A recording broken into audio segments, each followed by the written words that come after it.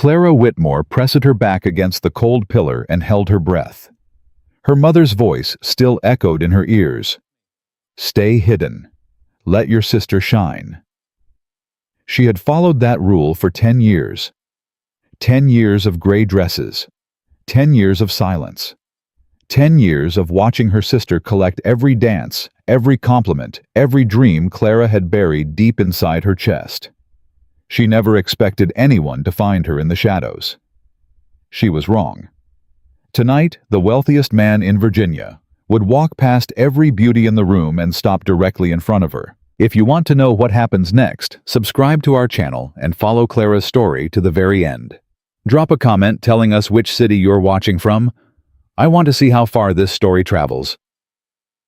Clara's fingers trembled as she smoothed down the pale gray silk of her gown. Gray. Always gray. Her mother called it tasteful. Clara knew better. It was the color of ghosts, the color of women meant to be forgotten. The summer ball at Ashford Hall was the event of the season. Every ambitious family in Virginia had come. Every mother with an unmarried daughter had sharpened her claws and polished her schemes. And Clara Whitmore had been placed exactly where she belonged, behind a massive potted fern, in the corner, out of sight. Clara. Her mother's voice cut through the humid evening air like a blade. Stand up straight. No, not that straight. You're drawing attention. Clara adjusted her posture. Yes, Mama. Wabazes. Eugenia Whitmore circled her youngest daughter the way a hawk circles something already dead. Her crimson gown rustled with every step. Her eyes, sharp and calculating, swept over Clara with familiar disappointment. Your sister is magnificent tonight, Mrs. Whitmore said. It wasn't a compliment to Rosalind. It was a reminder to Clara.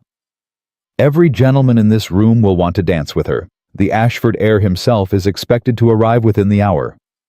Clara's stomach tightened. Nathaniel Ashford. Do not say his name as though you know him. Her mother's fingers gripped Clara's chin, forcing her gaze up. You do not know him. You will not speak to him. You will not even look at him. Is that understood? Yes, Mama.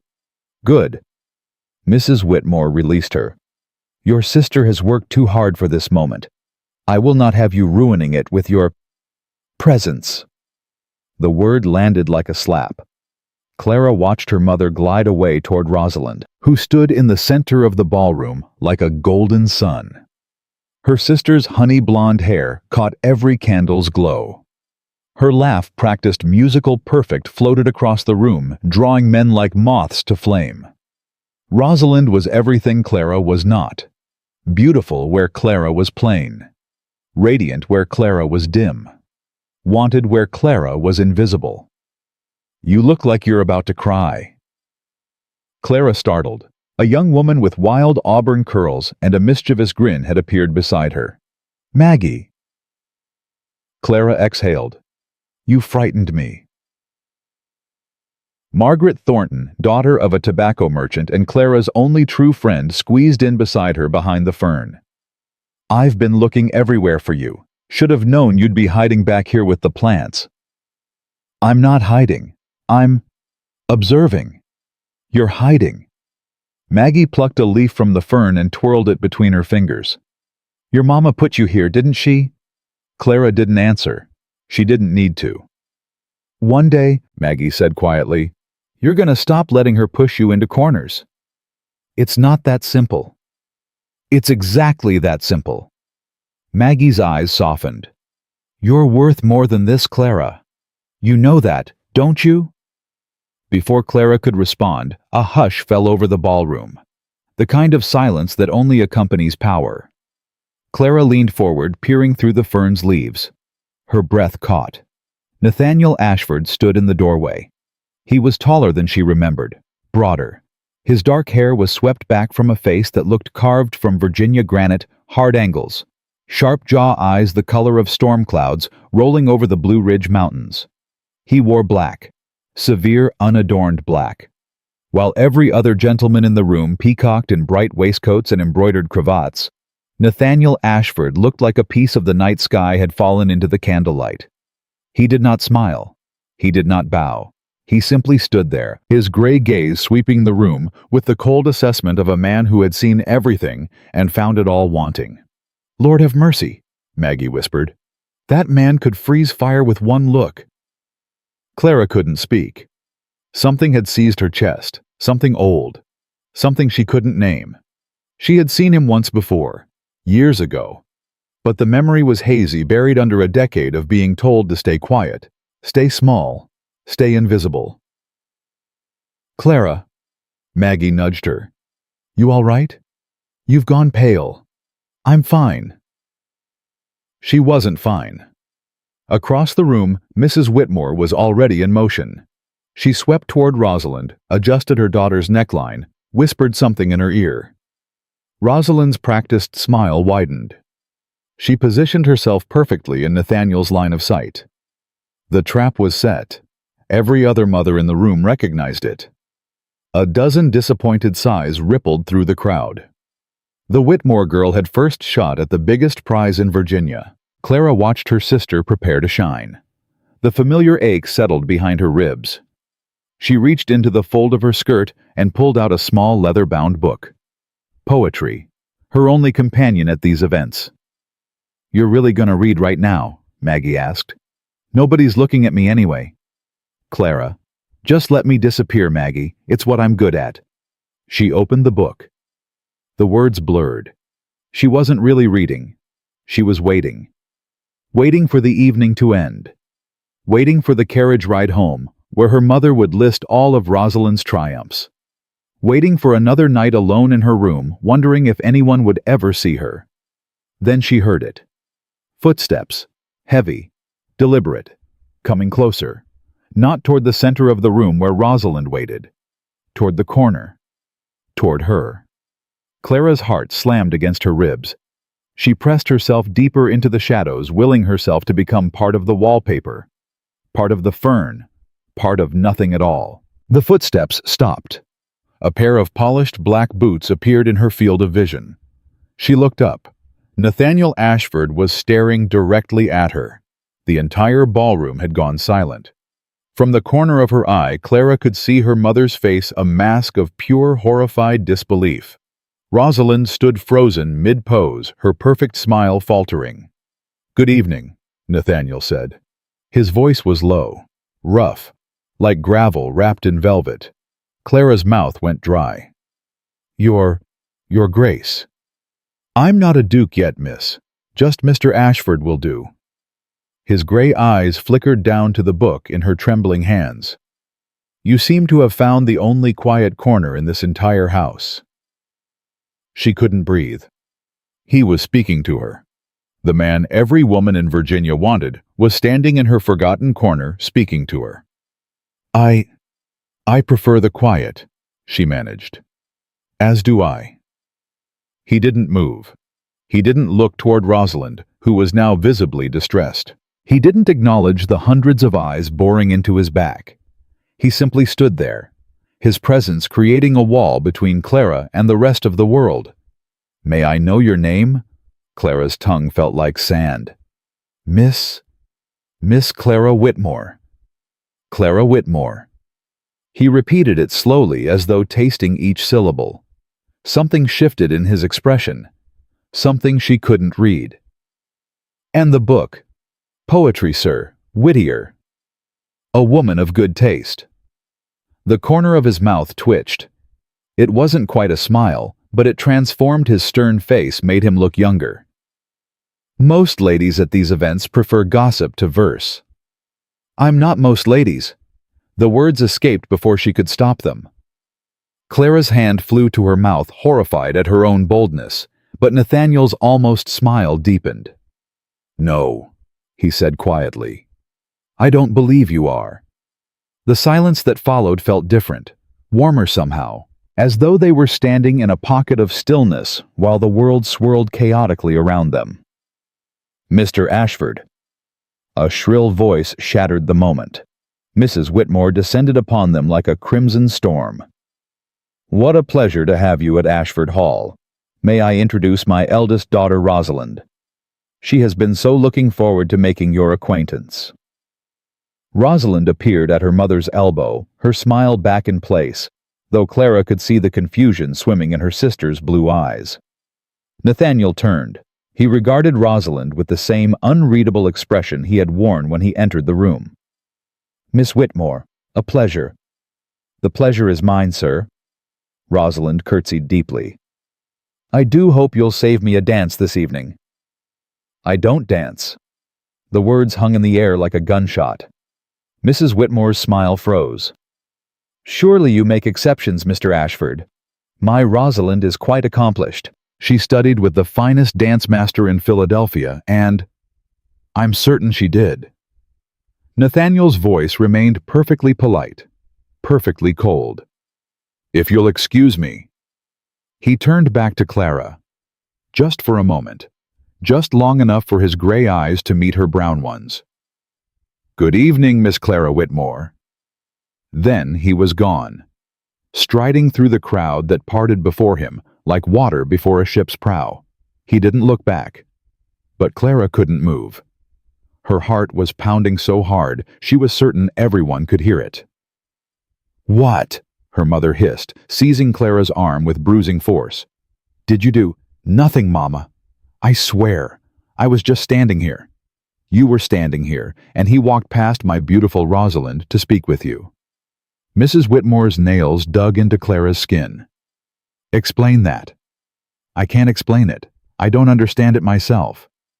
"Then you will make yourself scarce for the remainder of the evening. I don't know what game you're playing, but it ends now." "I'm not playing any game." "Lower your voice."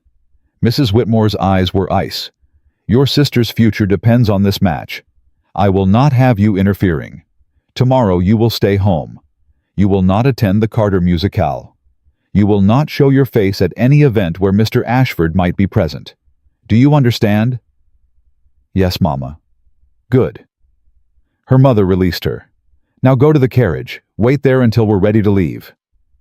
Clara didn't argue. She gathered her skirts and fled. The night air hit her face warm and thick with the scent of magnolias. She leaned against the carriage, pressing her palm to her chest, trying to steady her breathing. What had just happened? Nathaniel Ashford, the most sought-after bachelor in Virginia, had bypassed every beauty in the room to stand in her corner. He had asked her name. He had spoken to her about poetry. He had looked at her as though she were the only person in that entire glittering ballroom. It had to be a mistake. A whim. A moment of ducal eccentricity, as her mother would say. He would forget her by tomorrow. He would see Rosalind's golden beauty and realize his error. The natural order of things would reassert itself, and Clara would return to her shadows. But as she stood there in the Virginia night, a single rebellious thought flickered through her mind. He saw me. For one moment, just one, she hadn't been invisible. And God help her, she wanted to feel that way again. The carriage door opened. Maggie tumbled out breathless. "Clara, there you are." Her friend grabbed her shoulders. "Do you know what just happened?" "I don't know anything anymore." "Nathaniel Ashford. Nathaniel Ashford talked to you for 10 whole minutes and ignored everyone else in the room. Your mama looks like she swallowed a wasp. Rosalind is crying in the powder room. And every gossip in Virginia is going to be talking about this by breakfast." Clara's stomach lurched. "That's not good." "Not good." Maggie laughed. "Clara, the richest, most powerful man in the state, walked straight to you. How is that not good? Because it can't be real." Clara's voice cracked.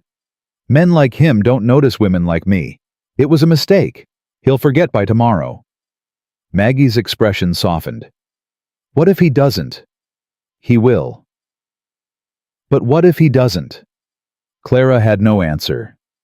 She didn't dare hope. Hope was a dangerous thing. It had been beaten out of her years ago, replaced with resignation. She knew her place. She had accepted it. But later that night, lying in her narrow bed while Rosalind's sobs echoed through the wall between their rooms, Clara replayed every moment. The way he had walked toward her corner with such purpose. The way he had said her name. The way his stern face had almost softened when she spoke of poetry. "May I know your name, Clara Whitmore?" "No, I don't believe you are." She pressed her face into her pillow, her heart aching with something she refused to name. Tomorrow, everything would return to normal. Her mother would keep her hidden. Rosalind would reclaim her rightful place. Nathaniel Ashford would look at Clara and see what everyone else saw. Nothing. But tonight, just for tonight, she let herself remember what it felt like to be seen. She fell asleep with tears on her cheeks and his voice echoing in her dreams. "Good evening, Miss Clara Whitmore." 3 days passed. 3 days of Clara confined to her room like a prisoner awaiting sentencing. Her mother had made good on her threat. The Carter musicale came and went without her. A garden party at the Hendersons without her. A dinner at the Thorntons where Maggie had saved her a seat without her. Clara spent her hours by the window watching carriages roll past, carrying her sister toward a future that was never meant to include her. On the 4th morning, the door to her room flew open. "Get up." Mrs. Whitmore stood in the doorway, her face tight. "Get dressed, something appropriate, not that gray thing." Clara sat up in bed, confused. "Mama." "Mrs. Adelaide Ashford has called upon us. She is downstairs. She has specifically requested to meet both of my daughters." Her mother's jaw clenched on the word both. "I don't know what game is being played, but you will be polite, you will be brief, and you will not embarrass this family. Am I clear?" Clara's heart lurched. "Mrs. Ashford, Nathaniel's mother.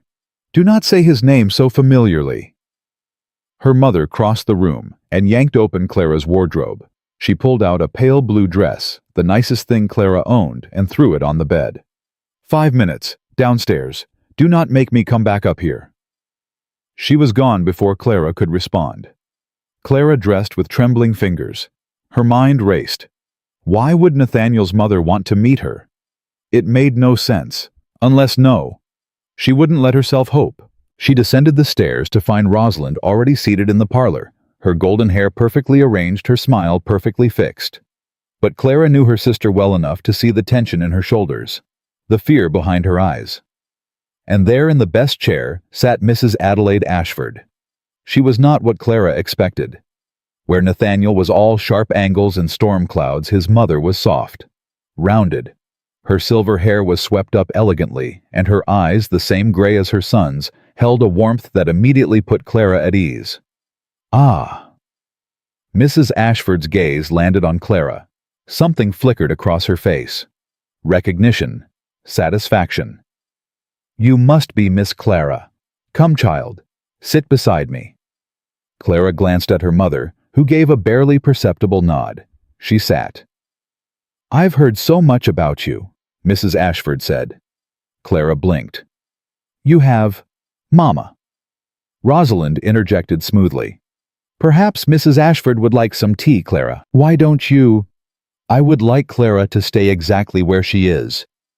Mrs. Ashford's tone was gentle, but unmistakable. Rosalind's smile froze. "I came here specifically to speak with her." The silence that followed was deafening. Mrs. Whitmore cleared her throat. "Mrs. Ashford, I'm sure there's been some misunderstanding. Clara is... she's quite shy. Rosalind is far more accomplished in conversation, and... Mrs. Whitmore." Adelaide Ashford turned her gray eyes on Clara's mother. "I have 3 sons. 2 are married, 1 is not. I have watched countless ambitious mothers parade their daughters before Nathaniel like livestock at auction. I have seen beautiful faces and empty hearts. I have grown very, very tired of it." She reached out and took Clara's hand. Her touch was warm. "My son spoke your name at dinner 3 nights ago. Do you know how remarkable that is? Nathaniel does not speak at dinner. He barely speaks at all. He has built walls around himself so high that even I cannot climb them." Her voice softened. "But he spoke your name. He asked me if I knew anything about the Whitmore family, about you." Clara couldn't breathe. "I told him I knew nothing, so I decided to come find out for myself." Mrs. Ashford squeezed her hand. "Tell me, child, what did you say to my son that made him remember you?" I don't know, ma'am. We barely spoke. Just a few words about poetry and quiet corners and poetry. Mrs. Ashford's eyes glistened. His brother loved poetry. Daniel. He died when he was 14. Nathaniel has not spoken of poetry since. The words hit Clara like a physical blow. "I didn't know," she whispered. "I'm so sorry." "Of course you didn't know. No one does." Nathaniel buried that grief so deep that most people don't even know Daniel existed. Mrs. Ashford studied Clara's face. "But somehow you reminded him. Somehow you made him remember his brother, and instead of retreating further into his darkness, he spoke your name at dinner." Clara felt tears pricking her eyes. "I don't understand why. I'm nobody. I'm the sister who stays in corners. I'm not beautiful like Rosalind. I'm not charming or accomplished or—" "Stop." Mrs. Ashford's voice was firm. "I have known beautiful women all my life. Beauty fades. Charm can be performed by any skilled actress. But whatever my son saw in you, whatever made him walk past a room full of eager young ladies to stand in your corner, that is something real. That is something rare." She rose, still holding Clara's hand. "I am hosting a tea tomorrow afternoon. Intimate. Just a few families." She looked directly at Mrs. Whitmore. "I would like both your daughters to attend, but especially Clara." Mrs. Whitmore's face had gone pale. "Of course, Mrs. Ashford. We would be honored." "Good." Adelaide released Clara's hand and moved toward the door. At the threshold, she paused. "Miss Clara." "Yes, ma'am?" "My son has been alone for a very long time. He has convinced himself that he prefers it that way. But I know my boy. He is not cold. He is wounded." Her gray eyes held Clara's. "Be gentle with him. Whatever happens next, be gentle." Then she was gone. The moment her carriage pulled away, Mrs. Whitmore turned on Clara. "What have you done?" "Nothing." "Mama, I swear. You have bewitched that woman somehow. You have schemed behind my back. You have—" "Mama." Rosalind's voice cut through their mother's tirade. Both women turned to look at her. Rosalind sat perfectly still, her hands folded in her lap. But her eyes were on Clara, and for the first time there was something other than oblivious indifference in them. "Mama," Rosalind repeated quietly. "Clara didn't do anything." "Rosalind." "I was there at the ball. I watched. She was hiding behind that ridiculous fern, same as always. She didn't call to him. She didn't wave or flutter her fan or position herself in his path. She did nothing." Rosalind's voice was strange, thoughtful. "He walked to her. He chose her. And I don't think Clara understands why any more than we do." Mrs. Whitmore sputtered. This is unacceptable. The Ashford fortune was meant for you. Your beauty, your accomplishments." "Maybe he doesn't want beauty and accomplishments." Rosalind stood. Her smile was gone, replaced by something almost like weariness. "Maybe he wants something else. Something I don't have." She walked past Clara toward the stairs, then paused. "I'm not angry at you," she said softly. "I know you think I should be, but I've spent my whole life being looked at. Every moment, every gesture calculated to attract attention." She looked back at Clara, and her eyes were tired. "Sometimes I wonder what it would be like to be invisible, to have someone find me anyway." She climbed the stairs without another word. Clara stood frozen, her heart aching. In 24 years, that was the most honest thing her sister had ever said to her. The tea at Ashford Hall the next afternoon was as promised intimate. 6 families. Quiet conversation. The clink of fine china. Clara had been seated beside Mrs. Ashford herself, a placement that raised eyebrows throughout the room. Her mother sat across the parlor, her smile strained, unable to intervene. "Do you read often?" Mrs. Ashford asked, sipping her tea. "Every day, ma'am. It's my greatest comfort." Nathaniel was the same way as a boy. Always had his nose in a book. His father despaired of ever making a proper gentleman of him. A fond smile crossed her face. He used to read to Daniel for hours. Adventure stories mostly. Daniel would fall asleep listening to his brother's voice. Clara's chest tightened. He sounds like he was a wonderful brother. He was, and he has never forgiven himself for not being there when Daniel fell ill. Sentences. Ashford set down her teacup. My son carries guilt like other men carry swords. He wields it against himself constantly. It has made him hard, distant. But not cold, Clara said quietly. Not truly. Mrs. Ashford's eyes sharpened. No, not truly. Most people don't see that. I do. The older woman studied her for a long moment. Then she smiled a real smile, warm and genuine. Yes, she said. I believe you do. A commotion near the entrance drew their attention. Clara turned. Nathaniel Ashford stood in the doorway. He was dressed in dark riding clothes, his hair windswept, as though he had come straight from the fields. His gray eyes swept the room, and Clara saw the exact moment he found her. His expression didn't change, but his posture did. Something in him, something tense and coiled, seemed to ease. He strode across the room, ignoring the murmured greetings, the fluttering fans, the hopeful looks from other young ladies. He stopped directly in front of Clara. Miss Whitmore. His voice was that same low rumble that had haunted her dreams. I didn't expect to find you here. Your mother invited me. Did she? It wasn't a question. He glanced at his mother, who simply smiled serenely and sipped her tea. I should have known. Mr. Ashford. Mrs. Whitmore's voice rang out. How delightful to see you. My Rosalind was just saying how she hoped you might attend. She would so love to discuss the latest developments in... Forgive me, Mrs. Whitmore. Nathaniel didn't even look at her. I'm engaged in conversation. The dismissal was absolute. Final. Clara watched her mother's face cycle through shock, humiliation, and fury in the span of 3 seconds. Would you walk with me? Nathaniel asked Clara. The gardens are pleasant this time of day. Clara's heart hammered. Yes, I would like that. He offered his arm. She took it. They walked out of the parlor in full view of every gossiping tongue in Virginia. Clara could feel the weight of their stares on her back. Could feel her mother's rage burning through her skin. But Nathaniel's arm was solid and warm beneath her fingers, and she found she didn't care. They walked in silence through the rose garden. Clara waited for him to speak. He didn't. But the silence wasn't uncomfortable. It was peaceful. Finally, she couldn't stand it anymore. Why me?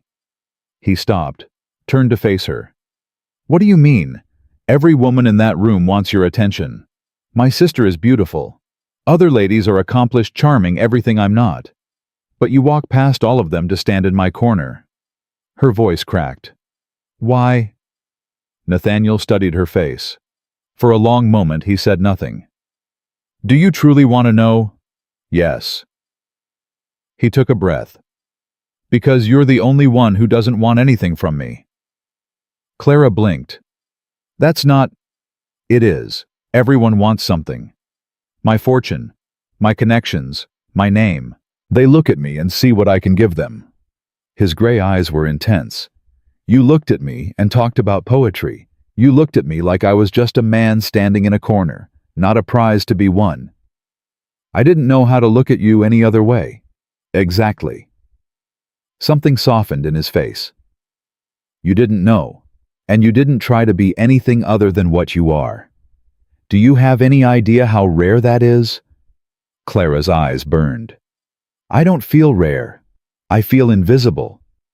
Then everyone else is blind. He stepped closer, close enough that she could see the flecks of silver in his gray eyes. I see you, Clara. I have seen you from the moment I walked into that ballroom. She wanted to cry. She wanted to run. She wanted to stay in this moment forever. I don't know what to do with this, she whispered. Neither do I. His voice was rough. I have spent 10 years building walls. I don't know how to let them down. But when I'm near you, he trailed off. What? I want to try. Clara felt her heart break open. All the years of being overlooked, all the pain of being the shadow. And here was this man, this powerful, wounded, beautiful man, telling her he wanted to try. I don't know if I can be what you need, she said. You already are. He lifted her hand, pressed his lips to her knuckles. The touch burned through her gloves, seared into her skin. I won't push, he said. I won't demand. But I would like. I would like to know you better, if you'll allow it. Clara looked up at him, at this man who had seen her when no one else did. Yes, she breathed. I'll allow it. The days that followed were the strangest of Clara's life. Nathaniel Ashford began appearing everywhere she went. At church, he sat in the pew behind her family, close enough that she could feel his presence like a physical weight. At the market, he materialized beside Maggie's carriage, just as Clara was loading her purchases. At the library, she found him in the poetry section, a volume of Whittier in his hands. Fancy meeting you here, he said, that almost smile playing at his lips. You're following me. I prefer to call it strategic positioning. Clara laughed, actually laughed, and the sound surprised them both. He began sending her books. Small volumes delivered by a nameless servant. Poetry mostly with passages marked in his precise handwriting. Notes scribbled in the margins. This made me think of you. Do you agree with this sentiment? I would value your opinion. It was a conversation conducted in ink and paper, intimate in a way that Clara had never experienced. Her mother was apoplectic. This must stop, she hissed one evening, snatching a newly delivered book from Clara's hands. You are making a spectacle of yourself, of this family. Everyone is talking. Let them talk. Mrs. Whitmore's hand connected with Clara's cheek before either of them realized what was happening. The slap echoed through the room. Clara pressed her palm to her stinging face, too shocked to speak. You will not ruin this family, her mother said, her voice shaking. Whatever spell you've cast over that man, you will break it. You will step aside and let your sister take her rightful place. I haven't cast any spell. Clara's voice was steady despite the pain. He chose me. I didn't ask for it. I didn't scheme for it. He simply chose me. Then unchoose yourself. Her mother's eyes were wild. You are nothing. You have always been nothing, and nothing you do will ever change that. Clara stood slowly. Her cheek throbbed. Her heart ached. But something inside her had shifted. Something that had been dormant for 24 years was waking up. You're wrong, she said quietly. Excuse me. You've told me my whole life that I'm nothing, that I'm invisible, that my only purpose is to support Rosalind's shine. Clara met her mother's eyes. But Nathaniel Ashford walked past every beautiful woman in Virginia to find me. His mother sought me out specifically. I didn't ask for any of it. It found me. She picked up the fallen book from the floor. Maybe, she said, I was never nothing. Maybe you just refused to see me. She walked past her mother toward the stairs. Clara Whitmore, you come back here this instant. No. The word dropped like a stone into a still pond. Clara didn't look back. She climbed the stairs to her room, closed the door, and sat down on her bed with the book pressed to her chest. Her hands were shaking. Her cheek was swelling. But for the first time in her life, she had said no, and she was not sorry. The next morning, a package arrived. It was wrapped in simple brown paper, no card, no name. But Clara knew. Somehow she knew. She opened it with trembling fingers. Inside, nestled in tissue paper, was a first edition of Whittier's poems, bound in soft blue leather, the most beautiful book she had ever seen. A small note fluttered out. For the woman who reads in corners, you deserve to be seen. N. Clara pressed the book to her heart and wept. Not from sadness, not from pain, from something she had never dared to feel before: hope. 2 weeks later, the invitation arrived. The Duchess of Blackwood's annual masquerade ball. The event of the summer. The pinnacle of Virginia society. Clara stared at the invitation in her hands. Her mother had already declared that Clara would not attend. She was to stay home, feign illness, remain invisible as always. But this time, Rosalind intervened. "Let her come," she said quietly, standing in the doorway of their mother's study. Mrs. Whitmore turned. "Rosalind, let Clara come to the ball." Rosalind's voice was strange, resigned. "If Mr. Ashford is determined to seek her out, keeping her hidden won't stop him. It will only make us look foolish. This is your future at stake." "No, Mama, it isn't." Rosalind looked at Clara, and something passed between them. Understanding, acceptance, maybe even the first fragile thread of sisterhood. "My future was never going to be with a man who looks at someone else. Let her go. Let her find out what this is." Mrs. Whitmore's face contorted, but she knew defeat when she saw it. "Fine," she spat. "But you will wear gray. You will stay out of the way. And you will not do. You hear me? You will not embarrass this family." Clara didn't argue. She had won. The night of the masquerade arrived. Clara dressed herself this time. Not in gray, in deep violet silk the color of twilight. A simple domino mask covered half her face. She looked in the mirror and barely recognized herself. For the first time in her life, she looked like someone who deserved to be seen. The ballroom was a swirl of color and music. Masks glittered. Laughter echoed. The summer heat pressed close thick with the scent of flowers and champagne. Clara slipped away from her mother's watchful eye and found a quiet balcony overlooking the gardens. She stood there alone, watching the paper lanterns sway in the breeze. And then she heard his voice. "I had a feeling I might find you out here." She turned. Nathaniel Ashford stood in the doorway, a figure of stark black against the golden light. His mask was simple, unadorned, but it couldn't disguise the intensity in his gray eyes. He stepped onto the balcony, closed the distance between them. "You're not hiding tonight," he said softly. "Maybe I'm tired of hiding." He reached out, touched her cheek, the same cheek her mother had struck, as though he knew, as though he had felt it from across the miles that separated them. "Who hurt you?" His voice had gone dangerous, cold in a way that sent shivers down her spine. "Tell me, and I will destroy them." "It doesn't matter." "It matters to me." Clara closed her eyes. "Why? Why does any of this matter to you?" He was silent for a long moment. Then, "I need to tell you something. Something I should have told you weeks ago." Clara's heart stopped. "We've met before," he said, "a long time ago. You were just a girl, and I was a young man, not yet master of Ashford Hall. It was at my family's estate by the lily pond." Clara frowned. My brother had just died. I was destroyed. I had hidden myself away in the gardens, weeping like a child. And you found me."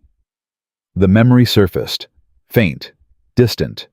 A sad young man by a pond, eyes the color of storms. "You didn't know who I was." Nathaniel continued, his voice rough. "You saw a stranger crying alone. You didn't ask questions.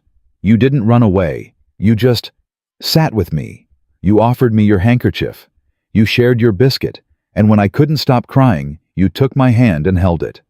For almost an hour, without saying a single word." Clara's breath caught. "I never forgot you," he said. "Your name, your face, the kindness of a child who expected nothing in return. For 10 years, that memory was the only light in my darkness." Tears were streaming down Clara's face now. "I looked for you. When you came out into society, I watched from afar. I saw how they treated you, how your mother hid you away, and I was a coward.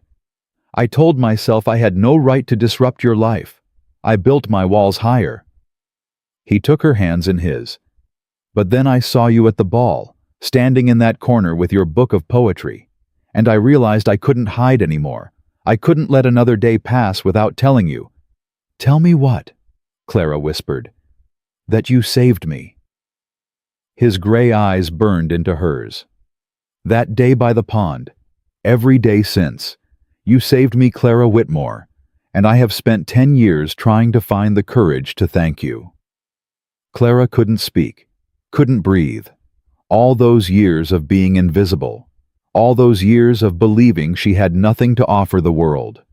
And all the while, this man had been carrying her kindness in his heart like a talisman. "I don't know what happens next," Nathaniel said. "I don't know if I can be the man you deserve, but I know that I—" A voice shattered the moment. "Well, well, look what we have here." Clara's blood went cold. Theodore Blackwell stood in the doorway, a sneer twisting his handsome face. His eyes gleamed with malice behind his golden mask. "The great Nathaniel Ashford," he drawled, cornering the forgotten sister on a balcony. "Tell me, Ashford, have you lost your mind or just your eyesight?" Nathaniel's entire body went rigid. "Walk away, Blackwell." "Why would I do that? This is the most entertaining thing I've seen all season." Theodore took a step closer, his gaze raking over Clara with cruel amusement. The little gray mouse finally caught someone's attention. "Though I can't imagine what you see in her. She can barely string 2 words together." Clara's shame washed over her. The familiar instinct to shrink to disappear rose up like bile. But before she could move, Nathaniel stepped in front of her. His voice, when he spoke, could have frozen the James River solid. "Lord Blackwell, I'm going to give you one chance to leave this balcony and forget what you saw." Theodore laughed. "Or what?" "Or I will purchase every debt your family owes, every mortgage, every promissory note." Nathaniel's voice didn't rise. It didn't need to. "I will call them all due by noon tomorrow, and I will watch your family lose everything they have left." The color drained from Theodore's face. "You wouldn't try me." For a long, terrible moment, no one moved. Then Theodore Blackwell turned and fled into the night. Clara was shaking. Nathaniel turned back to her, his gray eyes filled with something fierce and protective. "Are you all right? You didn't have to do that." "Yes, I did." He cupped her face in his hands. "No one speaks to you that way. No one." "Do you understand me?" Clara nodded, tears spilling down her cheeks. "I don't know why you chose me," she whispered. "I don't know why any of this is happening, but I'm tired of being afraid. I'm tired of hiding in corners." "Then stop." She looked up at him, at this man who had carried her childhood kindness for a decade, at this man who saw her when no one else did. "I don't know how." "Then let me teach you." He pressed his forehead to hers. "Let me show you what it means to be seen. Let me spend every day reminding you of your worth until you finally believe it." Clara closed her eyes. For the first time in her life, she believed that maybe, just maybe, she deserved to be found. Clara didn't pull away. She stood there on that balcony, Nathaniel's forehead pressed to hers, his hands cradling her face like she was something precious, something worth protecting. "I need to ask you something," he said, his voice rough. "And I need you to answer honestly. Anything. Do you feel this? What's between us? Is it real for you, or am I a fool chasing a woman who will never—" "It's real." The words tumbled out before she could stop them. "I don't understand it. I don't know why you chose me. But yes, it's real." Nathaniel exhaled, a shuddering breath that seemed to release years of tension. "Then come with me." "Where?" "Away from here. Away from the gossip and the stares and your mother's scheming." He pulled back just enough to meet her eyes. "There's something I need to show you. Something I need to say, and I can't say it with 100 people listening through keyholes." Clara's heart raced. "Nathaniel, trust me." He took her hand. "Please." She nodded. They slipped away from the masquerade through a servant's entrance. Nathaniel's carriage was waiting as though he had planned this all along. Perhaps he had. The ride was silent.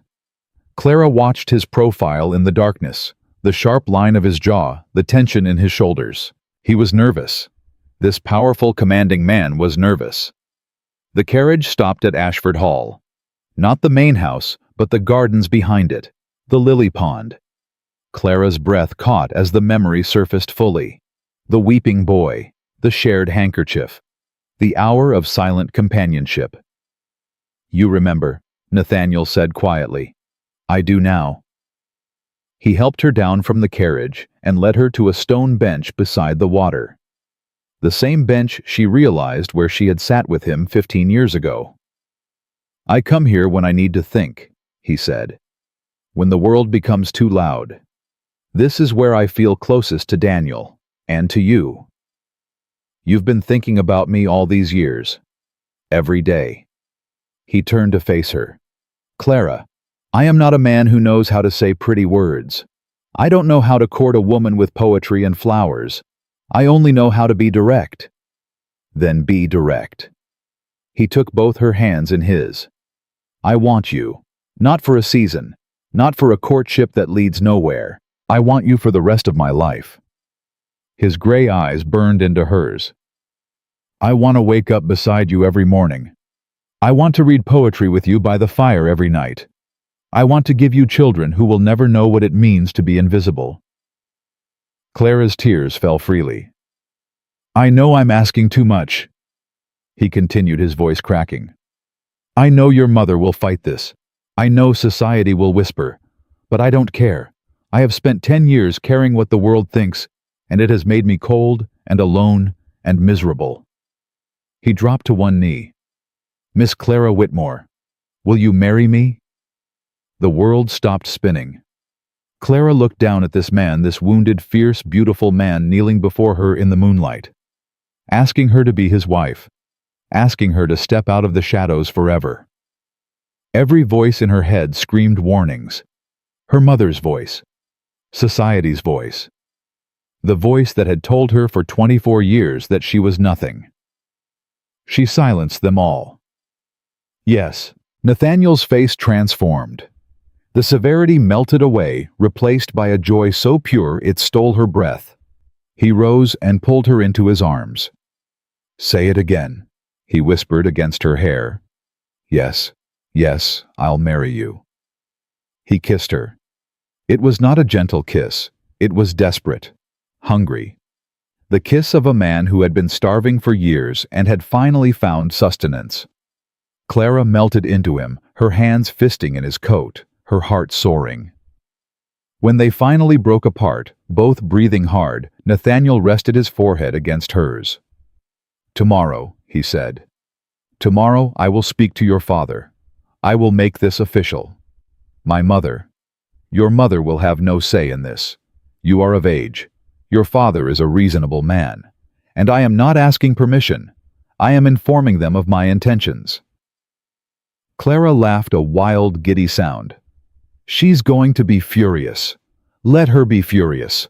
Let the whole world be furious." He kissed her again, softer this time. "I have found you. Nothing else matters." The next morning, Nathaniel arrived at the Whitmore house at precisely 10 o'clock. Clara watched from the upstairs window as his carriage pulled up. Her heart hammered. Her palms were slick with sweat. This was real. This was happening. "Clara." Rosalind appeared in the doorway. Her sister's face was pale but composed. "He's here." "I know." "Mama is already downstairs. She's preparing." "Preparing what?" Rosalind's expression flickered. "I don't know. But she was up all night, writing letters, speaking with Theodore Blackwell's father." She hesitated. "Clara, I think she's planning something." Clara's stomach dropped. "What kind of something?" "I don't know. But please be careful." Before Clara could respond, their mother's voice rang up the stairs. "Clara, come down here this instant." Clara descended the stairs with her head held high. Nathaniel stood in the foyer, his hat in his hands, his gray eyes finding hers immediately. The warmth in his gaze steadied her. Her father emerged from his study, looking bewildered but not unhappy. Her mother stood rigid as a marble statue, her face a mask of controlled fury. "Mr. Ashford," her father said, extending his hand, "this is an unexpected pleasure. Mr. Whitmore." Nathaniel shook his hand firmly. "I apologize for calling so early, but I have a matter of some urgency to discuss." "Of course. Please come into the study." "I think not." Mrs. Whitmore's voice cut through the pleasantries like a blade. "Anything Mr. Ashford has to say can be said right here." "Eugenia," her father began. "No, Richard. I will not be sent away while this man destroys our family." Nathaniel's jaw tightened. "I have no intention of destroying anything, Mrs. Whitmore. Quite the opposite." "Do you deny that you have been secretly meeting with my daughter? Do you deny that you have filled her head with impossible fantasies?" "I deny nothing." Nathaniel's voice was calm, deadly calm. "I have been courting your daughter Clara with every intention of making her my wife." The words detonated like a cannon shot. Mr. Whitmore's eyebrows shot up. Rosalind gasped.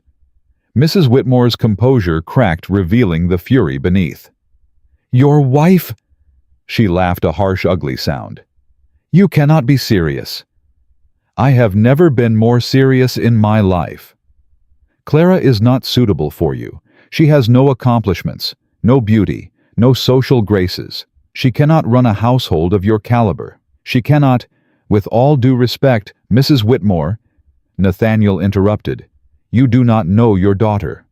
I have raised her for 24 years. You have ignored her for 24 years. You have hidden her away. You have dressed her in gray so she would disappear. You have told her she is nothing so often that she almost believed it." His voice hardened. "That ends today." Mrs. Whitmore's face went white. "How dare you?" "I dare because I love her." The words rang through the foyer. Clara's heart stopped. "I dare because she is the only woman I have ever wanted. I dare because she deserves better than what you have given her." Silence. Complete, devastating silence. Clara couldn't breathe, couldn't think. He loved her. He had said it. In front of everyone.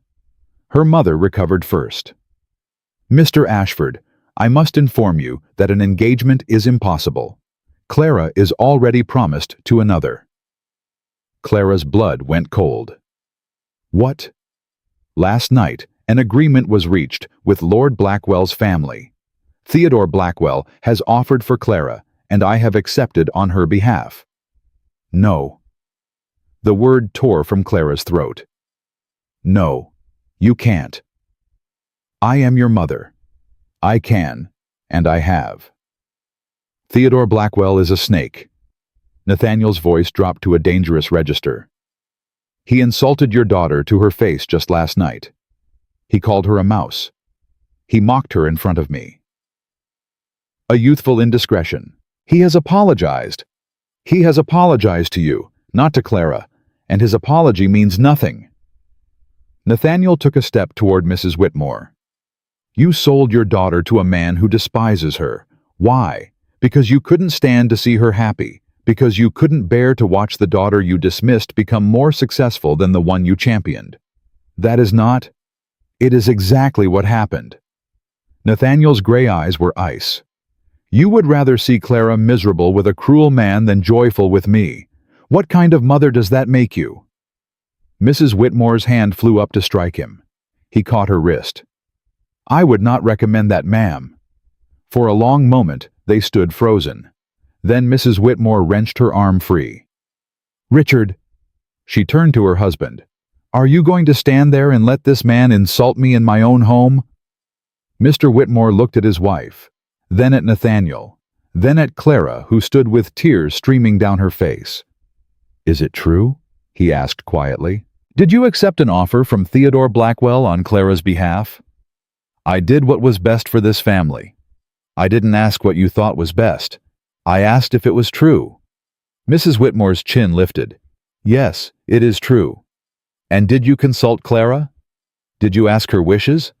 A daughter's wishes are irrelevant when... They are not irrelevant to me. Mr. Whitmore's voice sharpened. Clara is my daughter, my flesh and blood, and I will not see her sold to a man she despises simply because you cannot accept that she has found happiness. Richard, enough. He held up his hand. Mr. Ashford, do you truly wish to marry my daughter? With all my heart, sir. And Clara? Her father turned to her. Do you wish to marry this man? Clara's voice shook. Yes, Papa, more than anything. Mr. Whitmore nodded slowly. Then you have my blessing. Richard, you cannot. I can. I have. He faced his wife. Whatever agreement you made with the Blackwells is void. Clara will marry Mr. Ashford. And if you cannot accept that, perhaps you should visit your sister in Philadelphia until the wedding is over. Mrs. Whitmore's face contorted with rage. You will regret this, all of you. You will... Mama. Rosalind's voice cut through her mother's tirade. Everyone turned. Rosalind stood on the stairs, her golden beauty dimmed by sadness. Mama, please stop. Rosalind, stay out of this. No. Rosalind descended the stairs slowly. I've stayed out of everything for too long. I've let you use me as a weapon against my own sister. I've pretended not to see how you treated her. I've been a coward. She reached Clara's side and took her hand. I'm sorry, she said, her voice breaking. I'm sorry I never defended you. I'm sorry I let Mama make you feel invisible. You're my sister and I should have fought for you. Clara squeezed her hand, tears spilling. Rosalind, you deserve this. You deserve him, and I'm happy for you. Rosalind turned to their mother. And if you can't be happy for her too, then maybe Papa is right. Maybe you should leave. Mrs. Whitmore looked at her family, her husband who had defied her golden daughter, who had chosen her sister, her forgotten daughter, who had won the greatest prize in Virginia. For a moment, her face crumbled. Something human flickered in her eyes. Regret, grief. Clara couldn't tell. Then the mask slammed back into place. Very well. Her voice was brittle. If this is what you all want, I will not stand in your way. She turned to Clara. I hope you know what you're doing. Men like Mr. Ashford do not marry women like you without reason. When he discovers the truth of your inadequacy, do not come crying to me. She swept from the room, her crimson skirts trailing behind her like blood. The silence that followed was suffocating. Then Nathaniel moved. He crossed to Clara and pulled her into his arms. It's over, he murmured against her hair. It's over. Clara buried her face in his chest and wept. The engagement was announced 3 days later. Virginia society erupted. Every drawing room, every tea party, every church pew buzzed with the scandal. The Ashford heir marrying the invisible Whitmore sister. The forgotten daughter claiming the greatest prize of the season. Some whispered that Clara had bewitched him. Others claimed she must be with child. A precious few, simply marveled at the love story unfolding before their eyes. Clara didn't care what they said. For the first time in her life, she didn't care what anyone thought. Nathaniel was at her side constantly. He accompanied her to fittings for her wedding gown. He sat with her while she selected flowers. He read poetry to her in his mother's garden, while Adelaide Ashford looked on with tears of joy. I never thought I would see him smile again, Adelaide confided one afternoon. After Daniel died, a part of my son died too. You brought him back, Clara. You gave me my boy back. Clara shook her head. He saved me as much as I saved him. That's how it works, child. Two broken pieces finding each other, making something whole. The wedding was set for 1 month hence, the longest month of Clara's life. But not everything was perfect. Theodore Blackwell had not forgotten his humiliation. He lingered at the edges of society, his handsome face twisted with resentment. Whenever Clara caught his eye, she saw hatred burning there. "He's planning something," Maggie warned her one afternoon. "I don't know what, but I don't trust him." "What can he do?" "The engagement is announced. My father has given his blessing." A man like Theodore doesn't need much.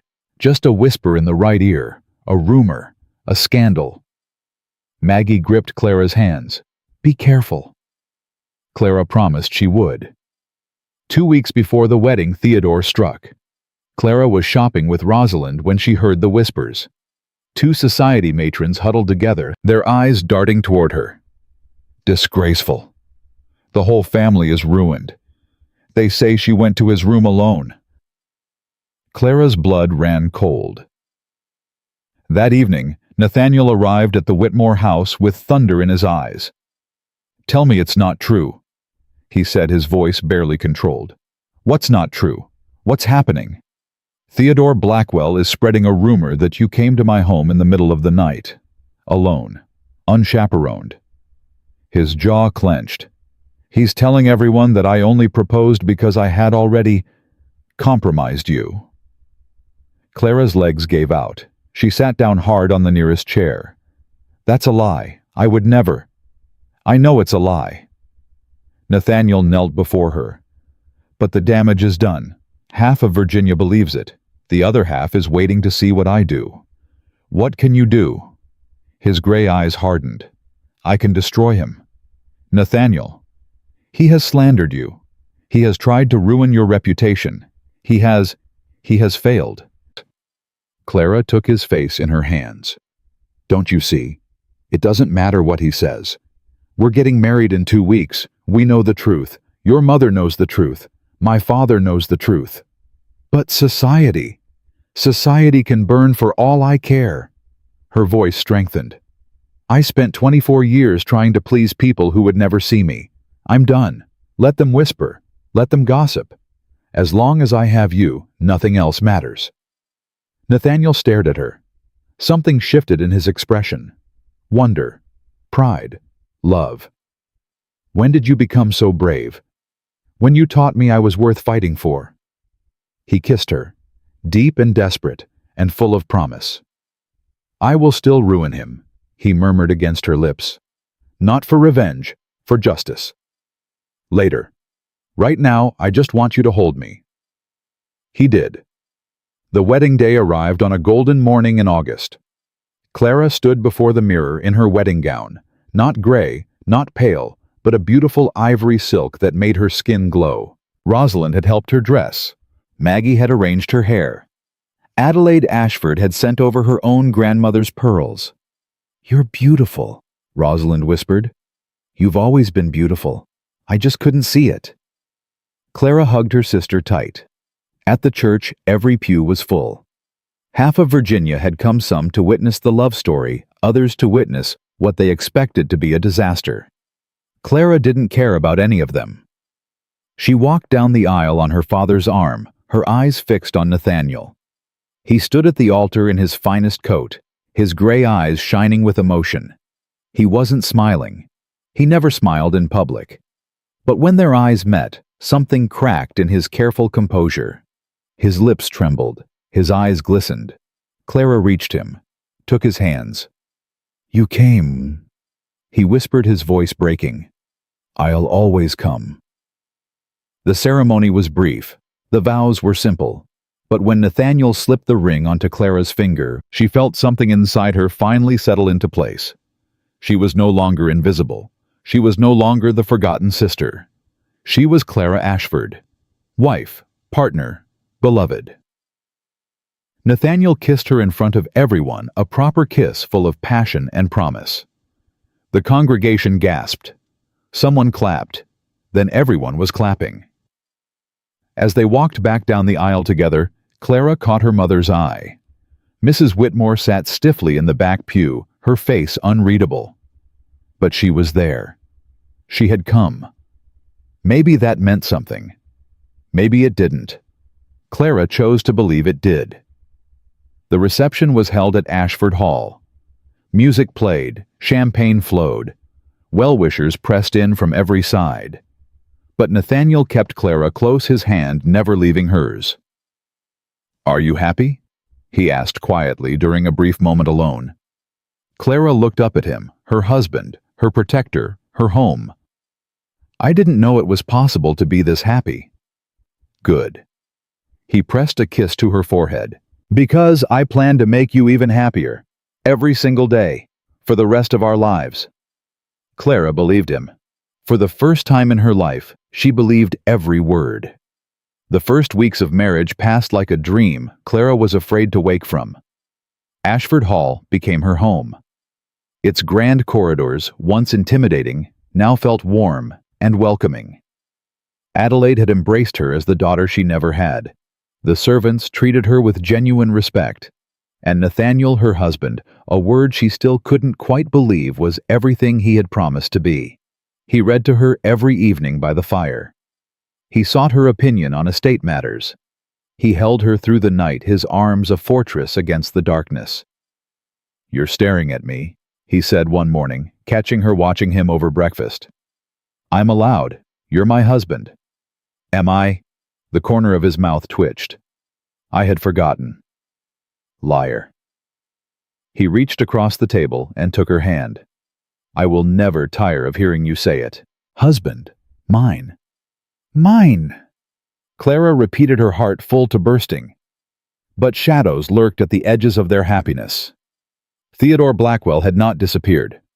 His rumors had faded somewhat after the wedding, but Clara still caught whispers at social gatherings, still saw the sidelong glances, still felt the weight of judgment from those who believed the worst. And her mother had retreated into cold silence. After the wedding, Mrs. Whitmore had returned to the Whitmore townhouse and refused all visitors. She did not write to Clara. She did not acknowledge the marriage. She existed in a state of suspended fury, waiting. "She'll come around," Rosalind assured Clara during a visit. "She's stubborn, but she's not heartless. Give her time." "I'm not sure I want her to come around." Clara's voice was quiet. "Every time I think of her, I remember all the years she told me I was nothing, all the time she made me invisible." "I know, but she's still our mother." "Is she?" Clara looked at her sister. "A mother protects her children. She tried to sell me to a man who despised me." Rosalind had no answer for that. 3 months after the wedding, the first crack appeared. Clara was returning from a visit to Maggie when her carriage was stopped on the main road. A horse blocked the path. Its rider dismounted with deliberate slowness. Theodore Blackwell. Clara's blood went cold. "Mrs. Ashford." He swept into a mocking bow. "How fortunate to encounter you alone." "I'm not alone. My driver is easily persuaded." Theodore smiled. It didn't reach his eyes. "I paid him to take a long route. We have a few moments to ourselves." Clara's heart hammered. "What do you want?" "What I've always wanted." He stepped closer. "To see you brought low. To watch everything you've stolen crumble to dust." "I stole nothing from you. You stole my future." His handsome face twisted with hatred. "The Ashford fortune was supposed to be mine. I had a plan. Hoy, marry your pathetic sister, gain access to the family, work my way into Nathaniel's confidence. It would have taken years, but I am patient." Clara felt sick. "You were using Rosalind." "Of course I was. She's beautiful, but empty, a perfect tool." He laughed. "But then you, the invisible mouse, somehow captured the attention of the one man I needed, and everything fell apart. That's not my fault. It is entirely your fault." Theodore's voice hardened. "And you will pay for it." Clara straightened her spine. "Nathaniel will destroy you if you touch me." "Oh, I won't touch you. I'm not that foolish." He produced a folded paper from his coat. "But I don't need to touch you to ruin you. I only need this." "What is that?" "A letter. Unsigned but very convincing. It details an affair between you and a certain stable hand at Ashford Hall. Names, dates, locations. All fabricated, of course, but who will believe that your husband's enemies will seize upon it? The gossips will feast, and Nathaniel Ashford will be forced to choose between his honor and his wife. Clara's world tilted. No one will believe that. Won't they? You were invisible for 24 years. No one knew you. No one watched you. How can anyone be certain what you did or didn't do? Theodore tucked the letter away. I give it 1 month. Maybe 2. Then the whispers will reach critical mass, and your precious husband will have to cast you out. Nathaniel would never. All men have limits, Mrs. Ashford, even men who claim to love the unlovable. He mounted his horse and looked down at her with cold satisfaction. Enjoy your happiness while it lasts. It's about to end. He rode away, leaving Clara trembling on the empty road. She told Nathaniel everything. He listened without interruption, his face growing darker with every word. By the time she finished, his hands were clenched into fists. I'll kill him. Nathaniel. I will ride to his estate right now and put a bullet through his skull. And hang for murder. Leave me a widow. Clara grabbed his arm. That's exactly what he wants. He wants to provoke you. He wants you to do something rash. Then what would you have me do? His voice cracked with fury. Sit here while he spreads lies about my wife. We find another way. What other way? Clara's mind raced. Theodore was clever. He had covered his tracks. A forged letter, anonymous accusations, there was no way to prove it was him without a confession. Unless... Your mother, Clara said suddenly. What about her? She knows everyone in Virginia. Every secret, every scandal, every buried shame. If anyone can find something to use against Theodore Blackwell, it's Adelaide Ashford. Nathaniel stared at her. Then slowly his expression shifted. A grim smile touched his lips. You're brilliant. I'm desperate. There's a difference. No. He pulled her close. You're brilliant. And I am going to spend the rest of my life being grateful that you're mine. Adelaide Ashford listened to the whole sordid tale without a flicker of emotion. When Clara finished, the older woman sat in silence for a long moment. Then she rose and walked to a cabinet in the corner of her sitting room. She unlocked it with a key she wore around her neck and withdrew a thick leather folder. I have kept records of every prominent family in Virginia for 40 years, she said. Every indiscretion, every debt, every skeleton in every closet. She set the folder on the table. The Blackwell family is no exception. What do you have on Theodore? Adelaide opened the folder. His father gambled away their fortune years ago. They've been living on borrowed money and borrowed time. Theodore's pursuit of wealthy brides was not ambition, it was desperation. We knew that much. But did you know that Theodore's gambling debts rival his father's? He owes money to very dangerous men. Men who would not hesitate to collect in blood. Clara leaned forward. How does that help us? It doesn't. Not directly. Adelaide flipped through the papers. But this does. She pulled out a letter. Old, yellowed, the ink faded, but still legible. What is that? A letter Theodore wrote 3 years ago to a woman named Mrs. Catherine Holloway, the wife of Judge Holloway. Clara's eyes widened. He had an affair with a judge's wife. He had an affair with many married women. But Mrs. Holloway was special. She gave him money. Quite a lot of money actually stolen from her husband's accounts. Adelaide's smile was sharp. Theodore ended the affair badly. She came to me desperate to recover the letters she had written him. I was able to help her, but in the process I acquired his letter to her detailing their arrangement. That would ruin him. It would do more than ruin him. Judge Holloway is a powerful man. If he discovered his wife's betrayal and Theodore's role in it, he would destroy the Blackwell family completely. Adelaide handed the letter to Clara. Theodore thinks he holds power over you. Show him how wrong he is. Clara took the letter. Her hands were steady now. Thank you. Don't thank me. Protect your family. Adelaide's eyes softened. That's what Ashfords do. Clara sent Theodore a message that evening. Short. Direct. Meet me at the lily pond, tomorrow, noon. Come alone or I send what I have to Judge Holloway. Theodore arrived at exactly noon. He strode toward her with his usual arrogance, but Clara could see the uncertainty in his eyes. He had received her message. He didn't know what she had found, but he knew it was dangerous. Mrs. Ashford, what game are you playing now? Clara held up the letter. Recognize this. The color drained from Theodore's face. Where did you get that? It doesn't matter where I got it. What matters is what I'll do with it. Clara's voice was steady, cold.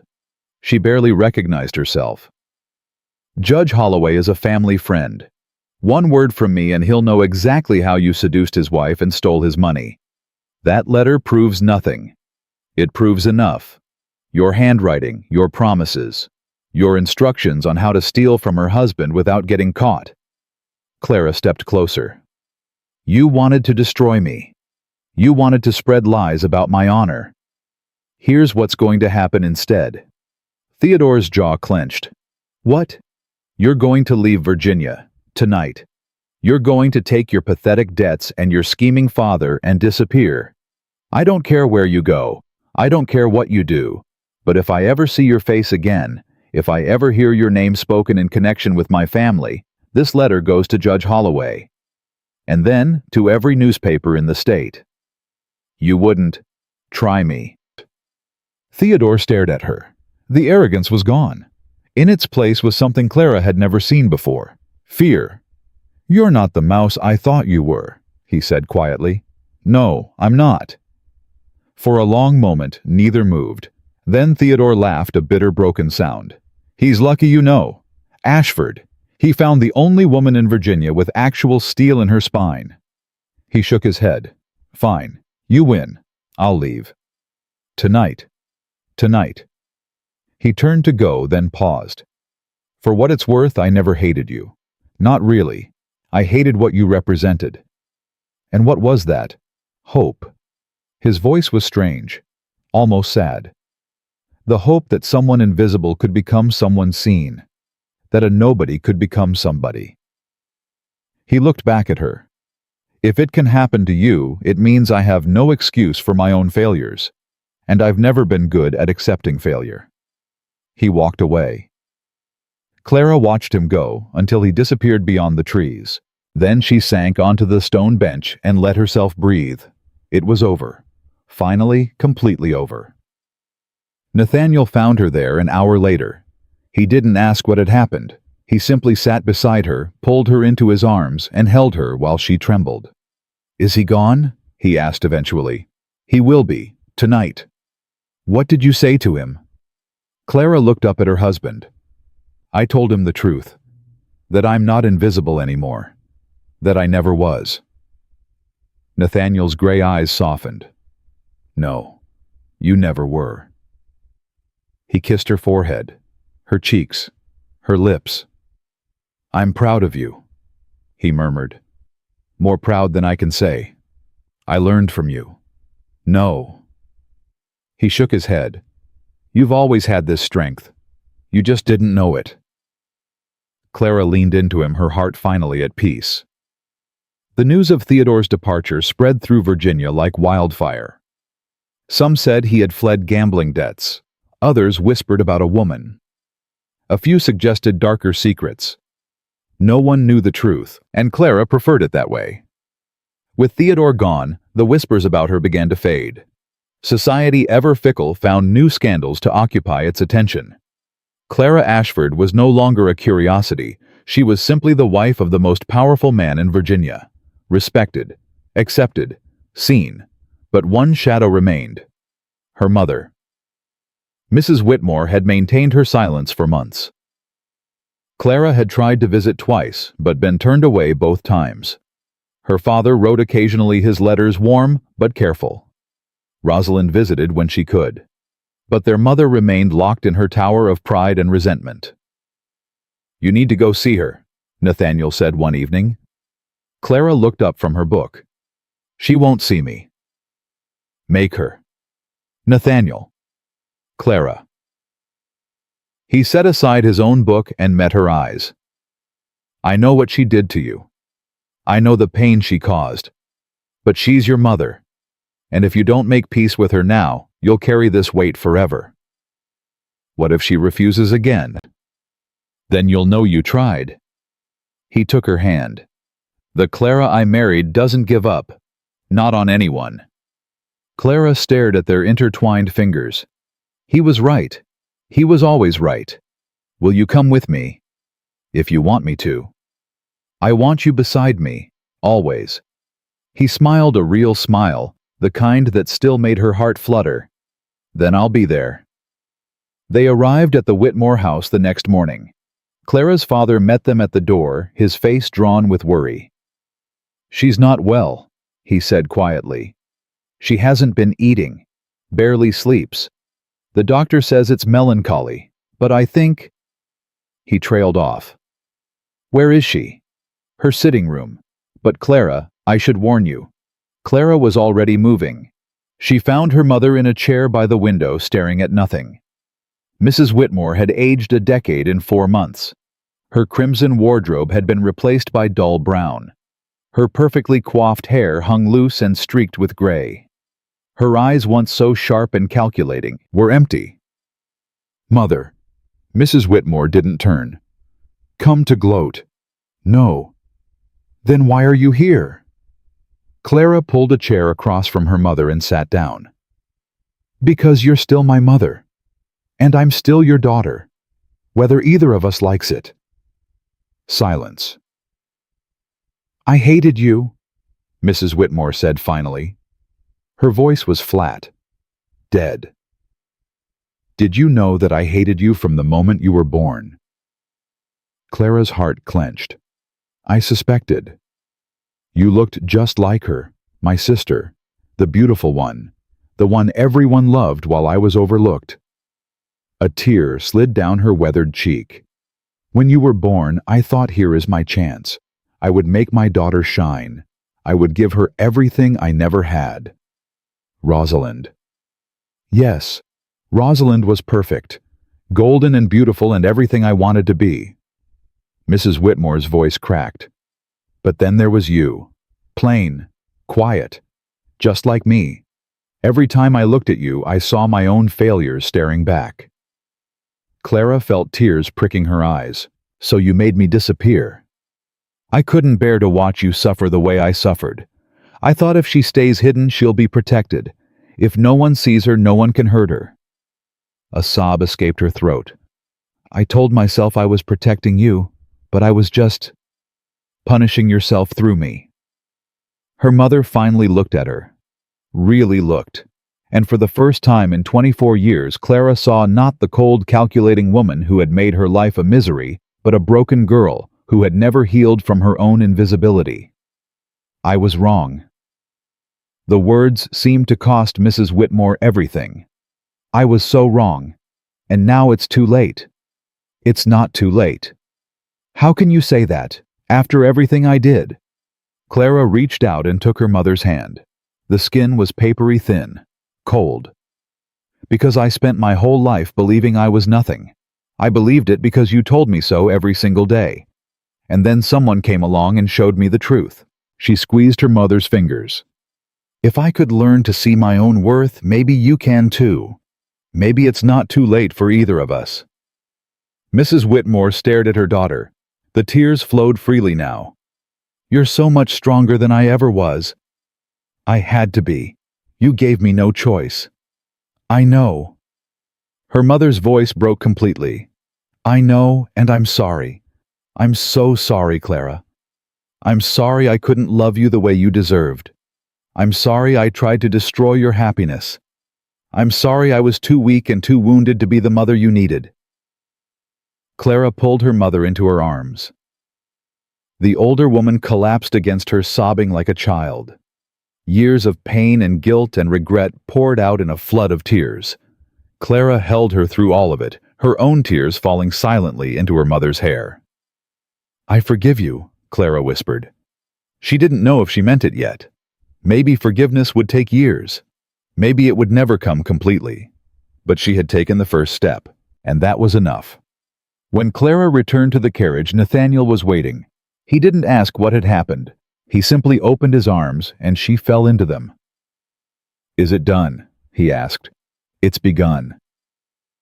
Clara pulled back to look at him. "She's broken, Nathaniel. All this time I thought she was cruel, but she's just shattered, like I was. And now we start healing, all of us." He pressed a kiss to her forehead. "My brave, extraordinary wife." "I don't feel brave." "You are. You always have been." He helped her into the carriage and settled beside her. "Let's go home." Home. Ashford Hall, with its quiet gardens and warm fires, and the man who had seen her when no one else could. Clara leaned against Nathaniel's shoulder as the carriage rolled away. She thought of everything she had survived, the years of invisibility, her mother's cruelty, Theodore's schemes, her own crippling doubt, and she thought of everything that waited ahead, a marriage built on love and trust, a family that valued her, a future where she would never be invisible again. She was Clara Ashford now, wife, daughter, sister, survivor, and she was finally irrevocably home. 6 months passed. Clara had thought happiness would feel fragile, like something that could shatter at any moment. Instead, it felt solid, permanent, a foundation she could build her life upon. Ashford Hall had become truly hers.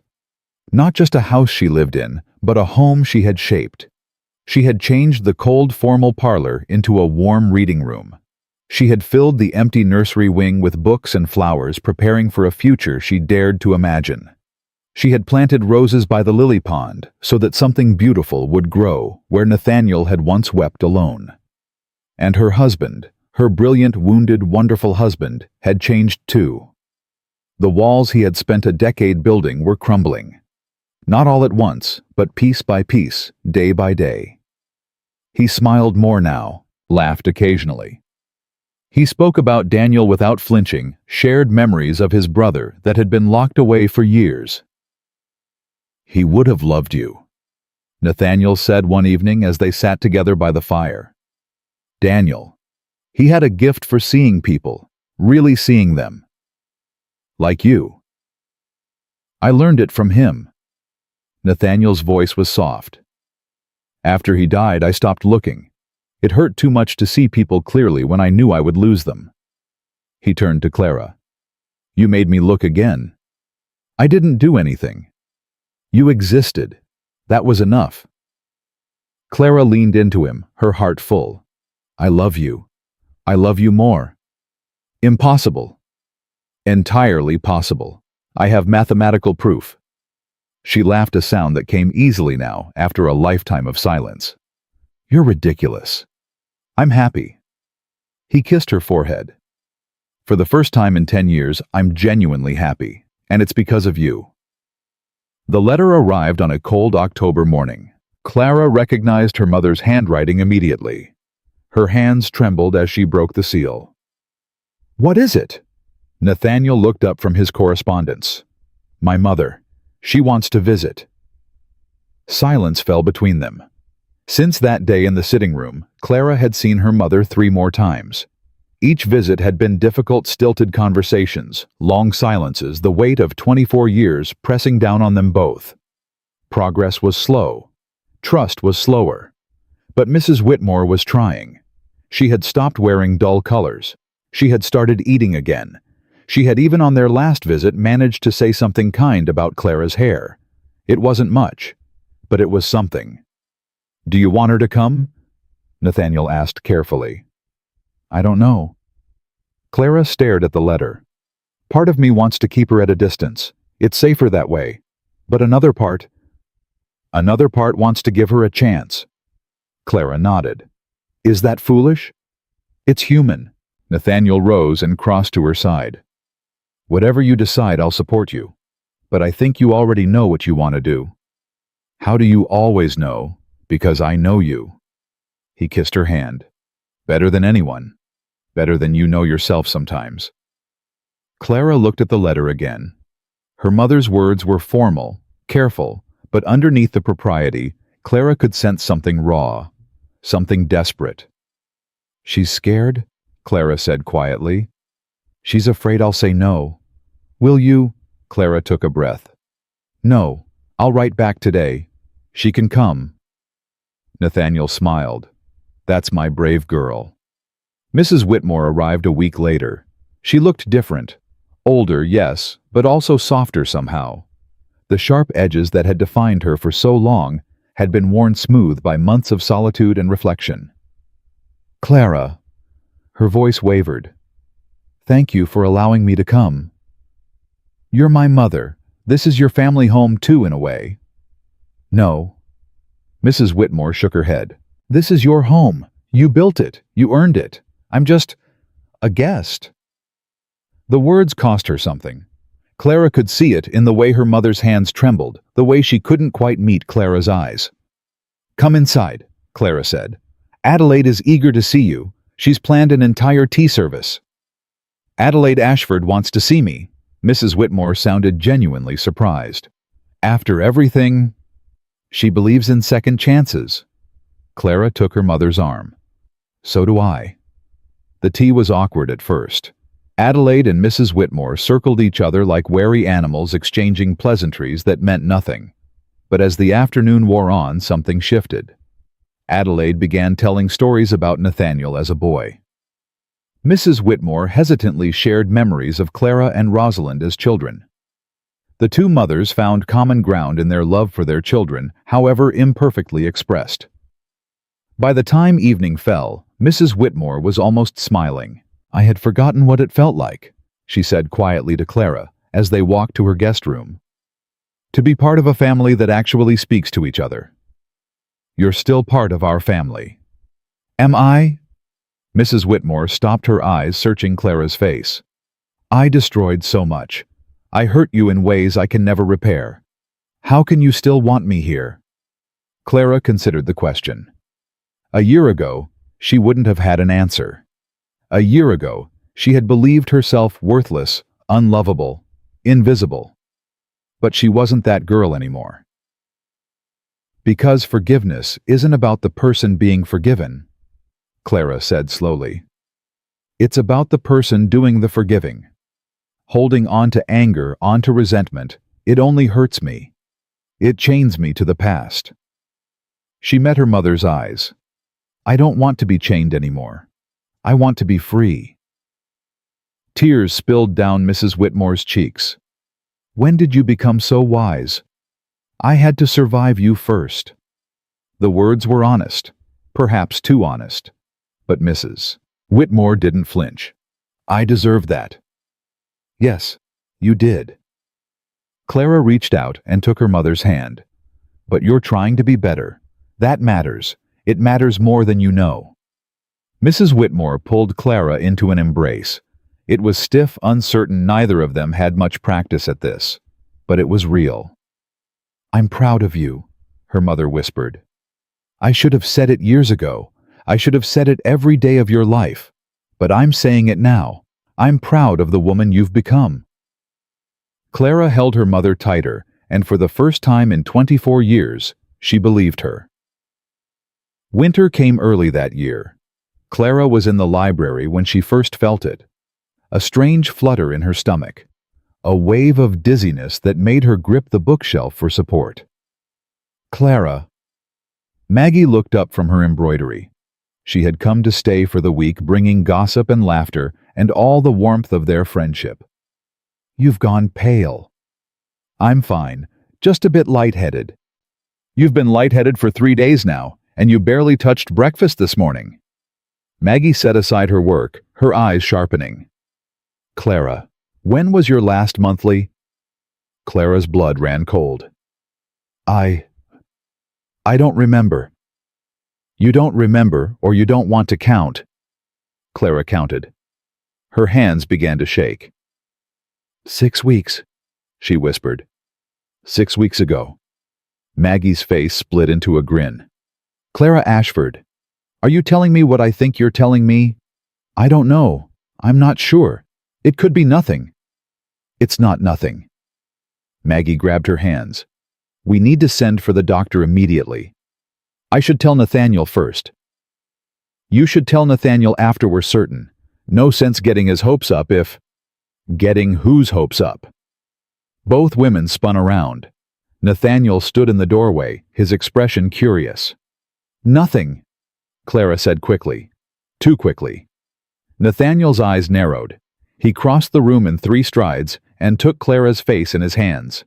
You're pale. Have you been ill? Just a little dizzy. It's nothing to worry about. Clara. His voice dropped, gentle but firm. What aren't you telling me? She couldn't lie to him. She had never been able to lie to him. I might be. We might be. She took a breath. I think I might be carrying your child. Nathaniel went utterly still. For a long, terrible moment, he didn't react, didn't speak, didn't breathe. Then his face transformed. Joy. Pure, unfiltered, overwhelming joy. A child, he breathed. Our child. I'm not certain yet. The doctor needs to confirm. Nathaniel swept her into his arms and spun her around. Laughing. Actually laughing, a sound so rare and beautiful that Clara started crying. A child. He set her down and kissed her deep and desperate. Clara, you've given me everything. Everything I never dared to hope for. We don't know for certain. I know. He pressed his forehead to hers. I know in my bones. You're carrying our baby, our son or daughter, a piece of us that will live on forever. Clara looked up at him, at this man who had seen her in the shadows, who had loved her when she couldn't love herself, who had given her a life beyond her wildest dreams. I'm scared, she admitted. Of what? Of being a mother, of repeating my mother's mistakes, of failing our child the way I was failed. Nathaniel pulled back just enough to meet her eyes. His gaze was steady, unwavering. You are not your mother. You never were, and you never will be. He cupped her face in his hands. You have the biggest heart of anyone I've ever known. You see people. You care for them. You will love our child with every fiber of your being. How can you be so sure? Because you loved me when I was unlovable. You sat with a broken boy by a lily pond and gave him the only kindness he had known in months. You fought for your own happiness when everyone told you it was impossible. He kissed her forehead. You were born to be a mother, Clara. Our child is the luckiest baby in Virginia. Clara's tears fell freely now, but they weren't tears of fear. They were tears of hope. The doctor confirmed the pregnancy 2 days later. Clara was indeed carrying a child due in late spring. The news spread through Ashford Hall like wildfire. Adelaide wept with joy. The servants celebrated. Letters of congratulations poured in from across the state. Even Mrs. Whitmore, still staying as their guest, seemed transformed by the news. A grandchild, she kept saying, her eyes distant and wonder-filled. I'm going to be a grandmother. You seem surprised. I never thought I would live to see it. Mrs. Whitmore's voice cracked. I never thought I deserved to see it. Not after everything I did. The past is past, Mother. Clara took her hand. What matters now is the future. This child will know their grandmother. They will know they are loved by their entire family. Even me. Especially you. Mrs. Whitmore's composure finally shattered. She pulled Clara into an embrace, sobbing against her daughter's shoulder. Thank you, she gasped. Thank you for forgiving me. Thank you for letting me be part of this. Clara held her mother tight and felt something ancient and wounded finally begin to heal. The months that followed were the happiest of Clara's life. Her body changed. Her belly swelled. She felt the first flutter of movement and cried so hard that Nathaniel panicked and nearly called for the doctor again. It's the baby, Clara laughed through her tears. I can feel it moving.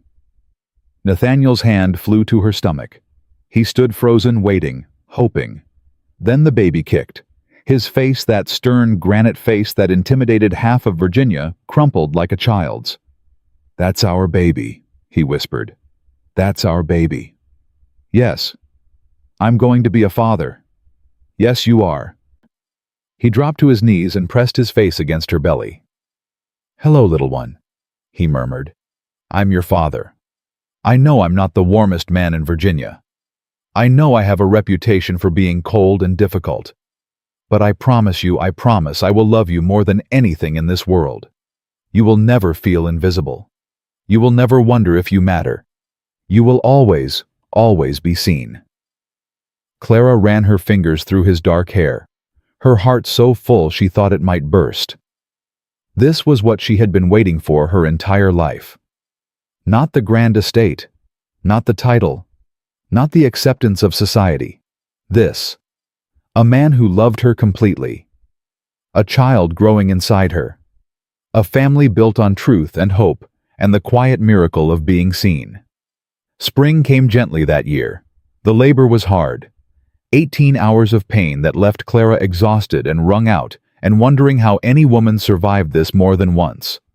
Nathaniel never left her side. He held her hand through every contraction, whispered encouragements, threatened to fire every doctor in Virginia if they didn't help her. And then at last a cry, thin and high and perfect. "A girl," the midwife announced. "A beautiful, healthy girl." Clara reached for her daughter with trembling arms. The baby was red and wrinkled, and the most beautiful thing she had ever seen. "Hello, my darling," Clara whispered, tears streaming down her face. "I'm your mother. I've been waiting for you my whole life." Nathaniel leaned over them both, his gray eyes bright with tears. "She's perfect," he said hoarsely. "Clara, she's absolutely perfect. She has your eyes. And your heart, I can already tell."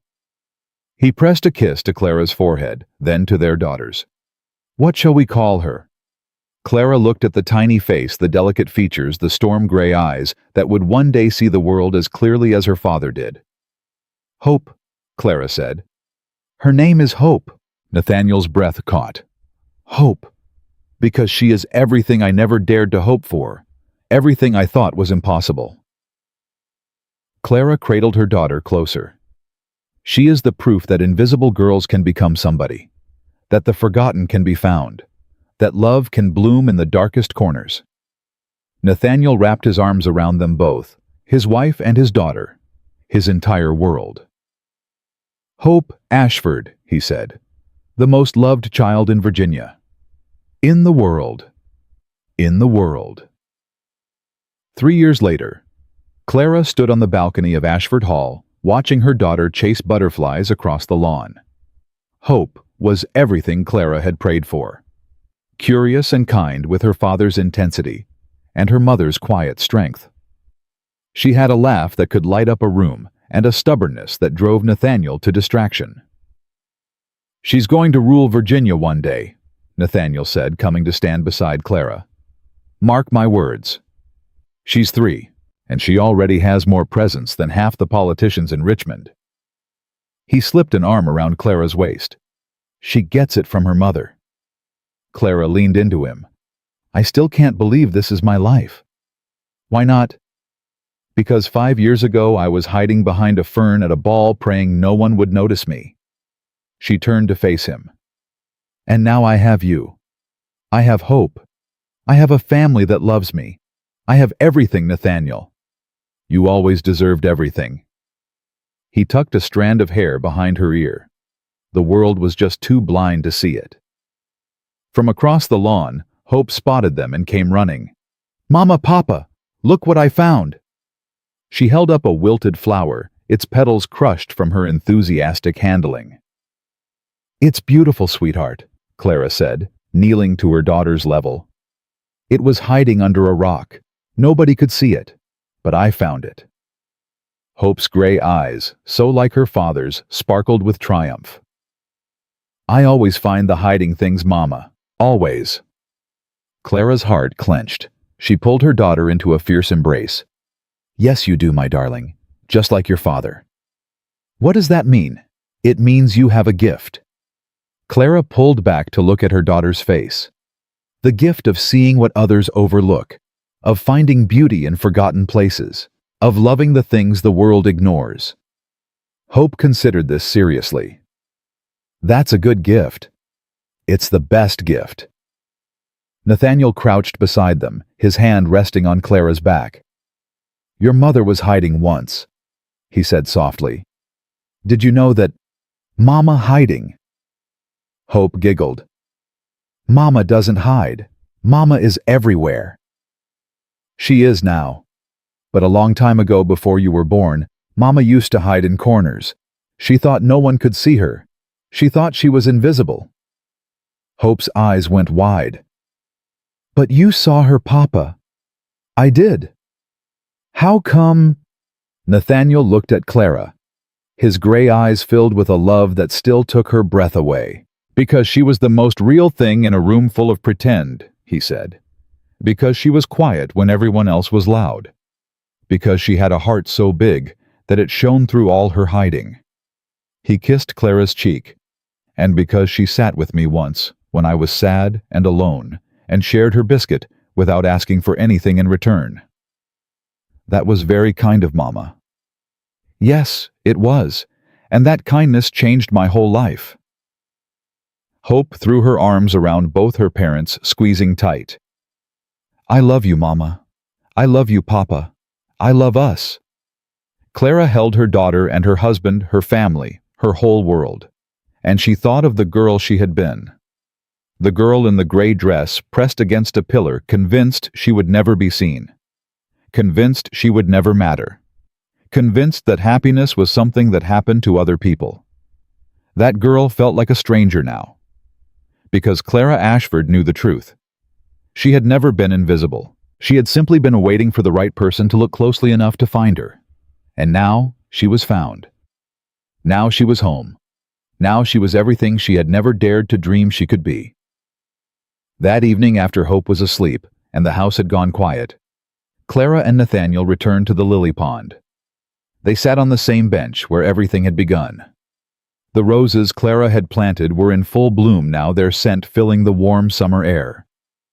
I come here sometimes, Nathaniel said quietly, when I need to remember. Remember what? How much I have, how far we've come. He took her hand. How lucky I am that a little girl once shared her biscuit with a crying stranger. Clara leaned her head on his shoulder. I had forgotten that day, you know, for years. It was just a small moment in a small life. Small moments build big lives. Nathaniel pressed a kiss to her hair. Every kindness matters. Every gesture of love ripples outward. You changed my entire existence with a handkerchief and a biscuit. Never underestimate the power of being seen. ABC Tumbe. Clara closed her eyes, letting his words wash over her.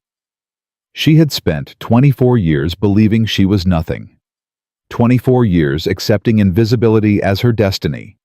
24 years dying slowly in the shadows of people who couldn't see past their own ambitions. And then, in one extraordinary moment, everything had changed. A man had walked across a crowded ballroom and stopped in front of her corner. He had asked her name. He had looked at her, truly looked, and seen something worth loving. And that single act of seeing had transformed everything. Thank you, Clara whispered. For what? For finding me. For not giving up. For loving me exactly as I am. Nathaniel turned her face toward his. In the moonlight, his gray eyes were soft, tender. Thank you for letting me in, he said. Thank you for taking a chance on a broken man with too many walls. He kissed her gently. Thank you for being brave enough to step out of the shadows. Clara smiled against his lips. She wasn't invisible anymore. She wasn't the forgotten sister. She wasn't the gray dress hiding behind a fern. She was Clara Ashford, wife, mother, beloved. A woman who had learned that the size of your shine matters less than the eyes that see it. A woman who had discovered that being overlooked by the many means nothing when you are treasured by the one. A woman who finally completely irrevocably understood that a person's worth is not measured by how brightly they illuminate the world, but by how completely they are seen by those who truly matter. And Clara Ashford was seen. She would be seen for the rest of her life.